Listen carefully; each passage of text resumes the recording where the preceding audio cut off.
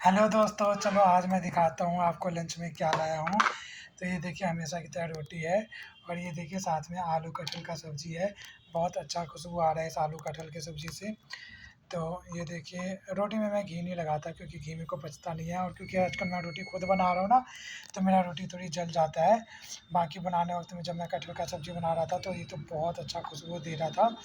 ये देखिए मैंने अपना कोट बना लिया है और सच पूछूँ तो इसका टेस्ट बहुत अच्छा था, खाने में मुझे बहुत अच्छा लगा। Thanks for watching.